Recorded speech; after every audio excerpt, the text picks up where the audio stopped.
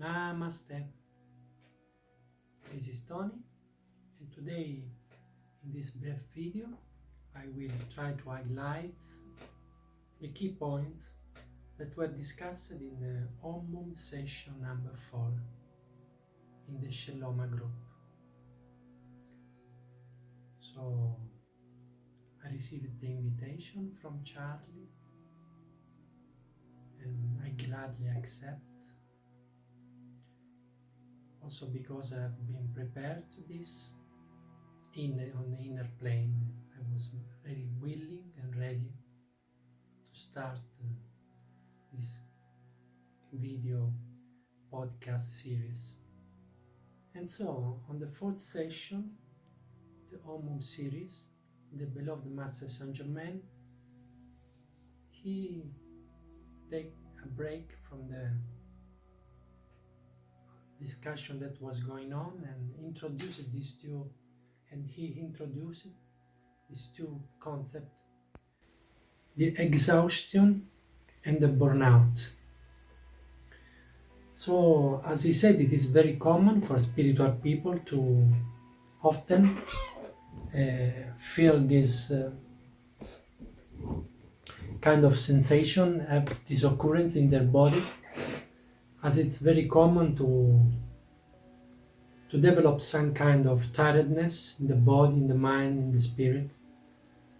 And this is also due to the fact that we are constantly evolving, we are constantly challenging ourselves for the betterment of our soul, of our being. But what the master was discussing was more of something which is more deep, a burnout, an exhaustion, a burnout completely of the energies. And this is a very subtle things that can happen very often.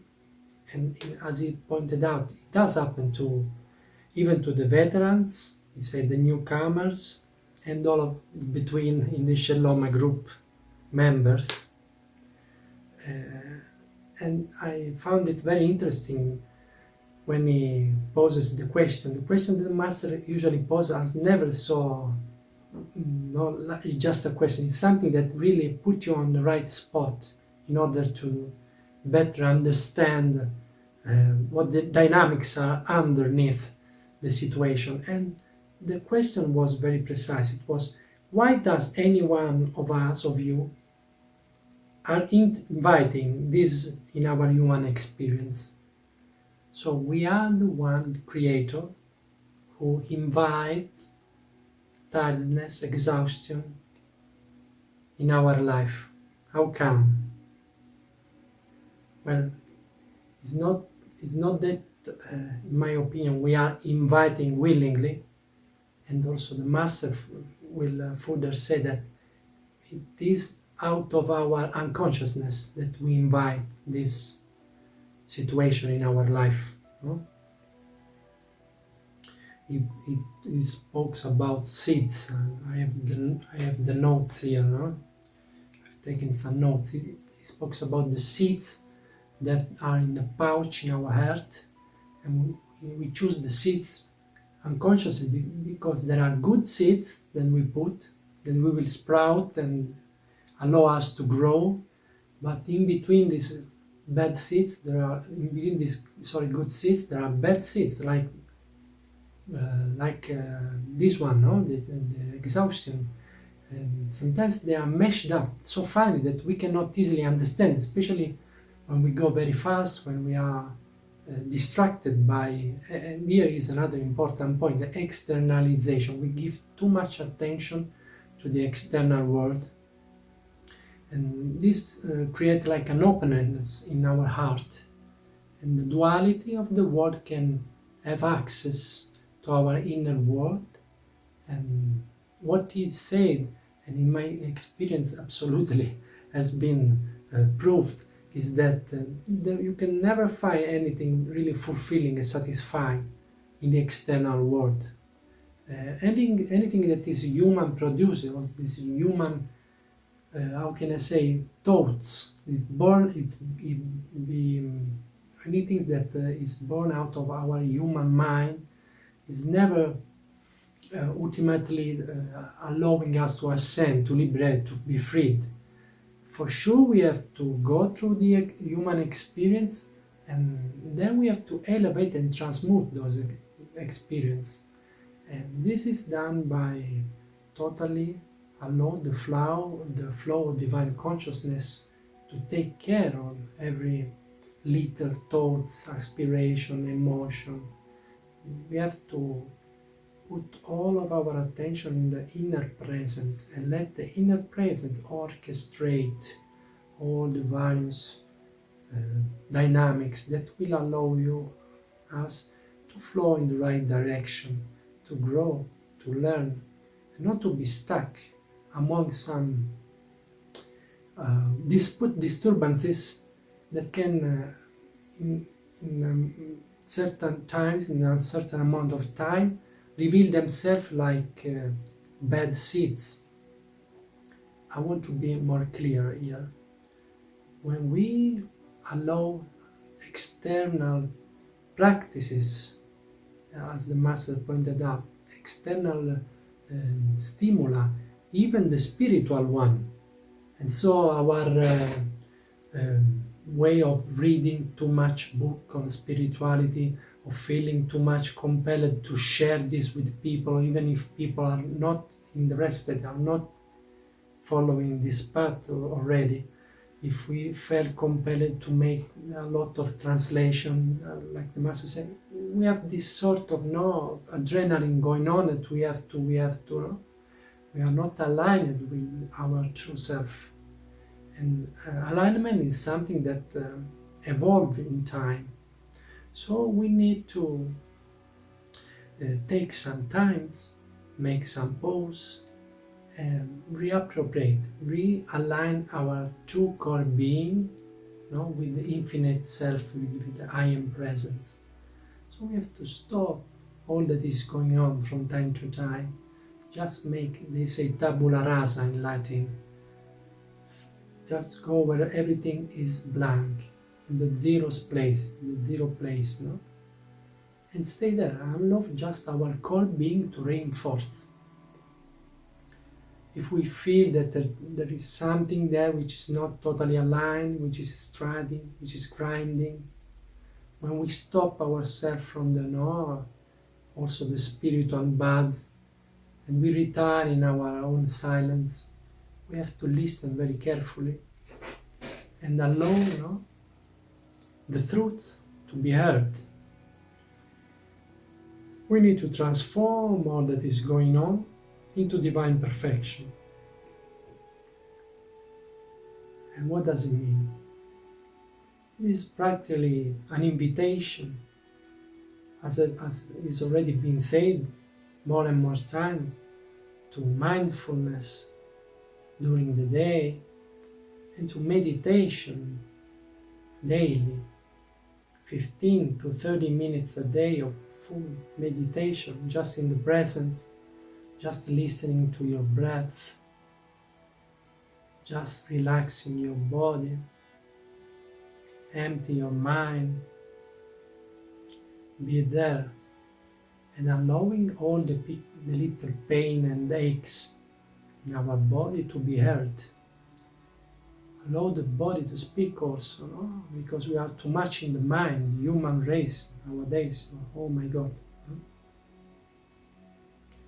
So this moment of relaxation, of meditation, they become pivotal, because also the spiritual burnout is an issue, and sometimes the will to do good, the will to feel ourselves needed, the wanting to prove ourselves as valid, all these things can be nasty at the end, can result in don't let the full expression of our true beings to flow through us and allow the grace in the ascension process.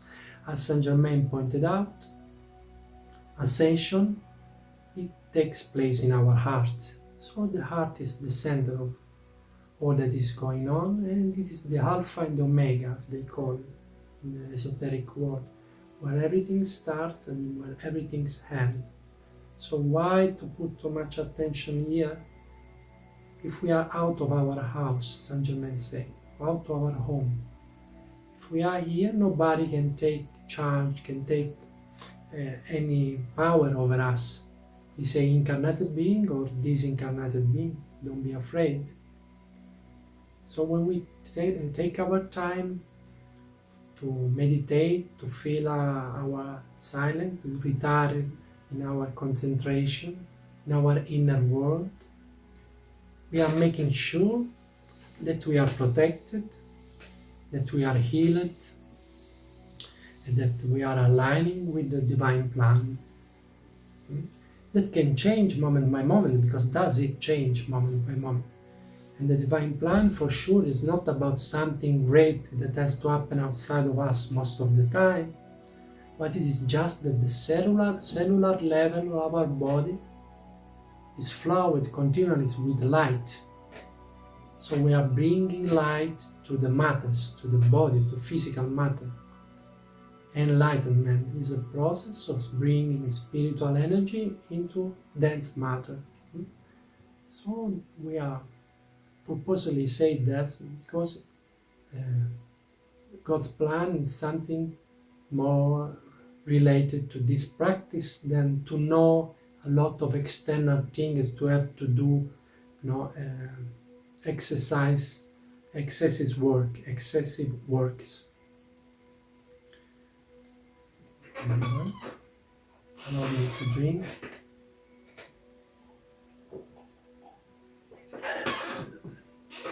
Let's see what other points are there to be highlighted.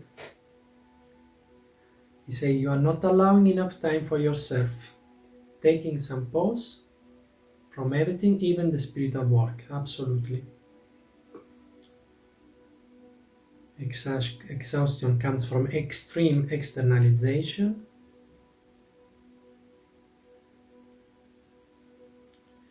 But the most important of this process in the time is the time you spend with yourself. Excellent.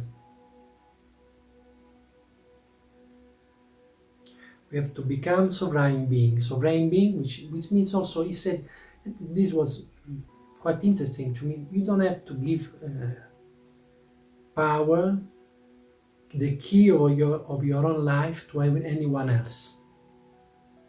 You don't have to give the key of your own life. What is your life? The way you discriminate, the way you think, the way you decide what is better for you, what direction to take in your life.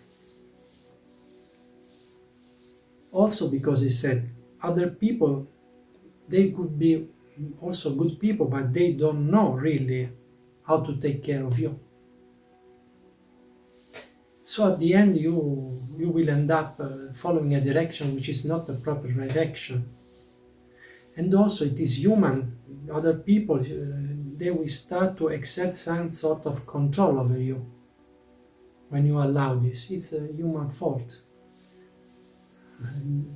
Everyone has many have been listening about these guru things that every now and then some guru, they are taking advantages of the devotee.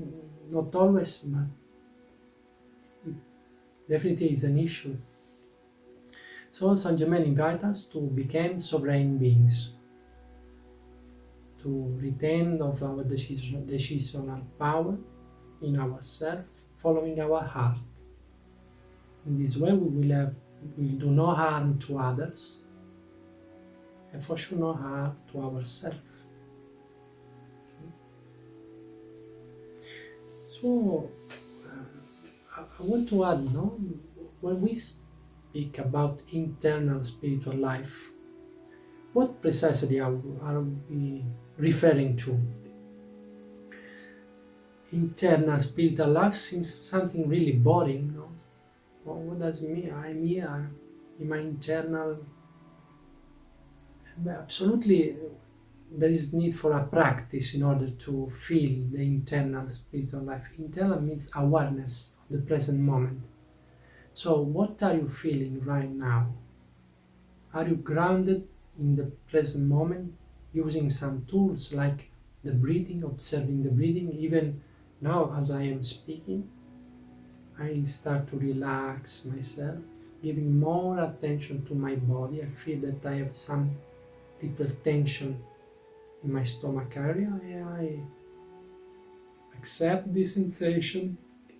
I make the work to make it even more manifest in my awareness, no? To express. In this way I can relax, and the flow of energy can be more easily achieved. So also you that are listening to me, start to feel my relaxation, and you know that this is a good thing for your spiritual practice. Common human being in the mainstream, they want just to be entertained, they want some rhythm because they want to run away from their internal feelings, their consciousness. They want just adrenaline-based experience so that they can have fun, they can be distracted. But the true way of a seeker is not to be distracted, but to be concentrated, to feel if there is something that needs to be adjusted. The road to mastery is a perpetual road of betterment of the self. So you have to exert goodwill in order to be rooted in your body, centered, aligned. You have to practice this for many years in most of the cases. But it is rewarding nonetheless. You feel a joy in your heart because you deeply know that you are expanding the light, that your life is meaningful. Even if you are doing just in the silence of your room with yourself, not speaking to anybody, you can totally feel the joy of this experience, which sometimes can bring hard moments like dark night of the soul, so you can feel some solitude. You can ask yourself, why am I doing this all when I'm amongst people that not even see that, not even understand what I'm talking about yet. But in that moment, if you make silence, you align, you will feel your heart speaking to you, your inner spiritual life trying to help you to grasp your attention, to say this is the way. Sacrifice yourself to the extent that you will improve all the life of all the people that are around you, and also the evolution of your soul will greatly benefit of this process. Very well. Very well.